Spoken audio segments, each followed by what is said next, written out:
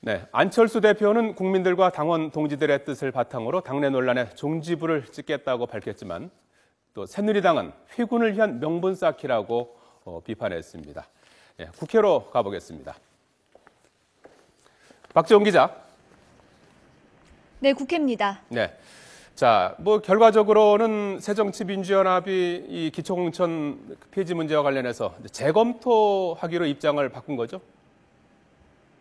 네, 그렇습니다. 안철수, 김한길 대표가 오늘 기자회견을 열어서 기초선거 공천 폐지 문제와 관련해서 당원과 국민들의 의견을 묻겠다고 밝혔습니다. 권리 당원 투표와 일반 국민들을 대상으로 한 여론조사를 동시에 실시해서 그 결과를 전적으로 수용하겠다는 겁니다. 안철수 대표는 기자회견에서 지도부의 소신에도 불구하고 당내 다양한 의견이 있다며 대통령과 여당의 반칙을 그냥 둬서는 안 된다는 지적과 약속을 지키는 사람만 이 불이익을 본다는 어려움 모두 이해한다고 말했습니다. 그러면서 기초공천 폐지를 통해 정치를 혁신해야 한다는 자신의 대원칙과 소신은 변함이 없지만 이 지방선거를 앞두고 당의 역량을 집중시켜야 할 때라며 이같이 결정했다고 설명했습니다. 새정치민주연합은 곧 여론조사관리위원회를 설치해서 여론조사 문항을 확정하는 대로 당원 투표와 여론조사에 들어갈 방침입니다. 자, 박지원 기자. 새정치민주연합은 당초에 전 당원 투표도 할 필요가 없다, 이제 이런 입장이었는데요. 왜 이런 결정이 나오게 된 겁니까? 네, 아무래도 무공천 결정 이후에 당내에서 계속돼온 반발 때문인 것으로 보입니다. 이번 무공천 결정은 지난달 구민주당과 안철수 의원 측의 새정치연합이 통합을 하게 된 결정적 명분이 됐는데요. 전격적인 무공천 결정으로 기존 민주당 의원들과 지역 조직에서는 반발이 계속됐습니다. 지난 4일에는 신경민 최고위원이 무공천을 할 경우 차라리 당을 해산하는 게 낫다는 등 강경 발언을 쏟아내면서 지도부의 전당원 투표를 제안하기도 했습니다.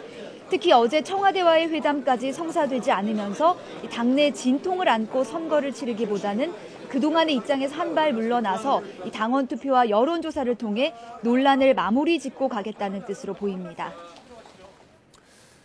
박 기자, 그렇다면은 현재 새정치민주연합의 이 무공천 입장이 결과에 따라서는 이제 달라질 수도 있는 겁니까? 네, 그렇습니다. 현재로서는 이 모든 가능성이 열려 있다고 볼 수 있습니다. 안철수, 김한길 대표는 오늘 기자회견에서도 밝혔듯이 이번 당원 투표와 여론조사 결과를 그대로 따르겠다는 입장입니다. 만약에 당원 투표와 국민 여론조사에서 새정치연합이 새누리당처럼 기초선거 공천을 해야 한다는 의견이 높을 경우 입장을 바꿔서 공천을 하겠다는 겁니다. 반대로 그래도 무공천을 유지해야 한다는 의견이 많다면 지금 입장대로 공천 없이 예비 후보자들을 무소속으로 출마시켜 선거를 치른다는 계획입니다. 자, 박지원 기자, 새정치민주연합의 이런 움직임에 대해서 새누리당의 반응은 어떻습니까?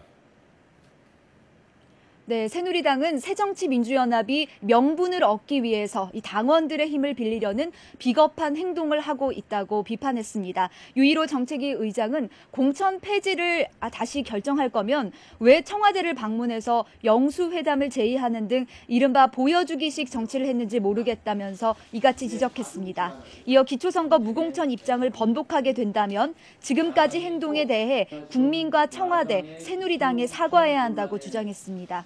김재원 전략기획본부장도 그동안 기초선거 무공천이 마치 새정치의 근본인 것처럼 행동하던 새정치연합이 이제 와서 회군을 위한 명분을 쌓으려 한다면 실리를 얻기 위한 비겁한 행동이라고 비판했습니다. 지금까지 국회에서 YTN 박조은입니다.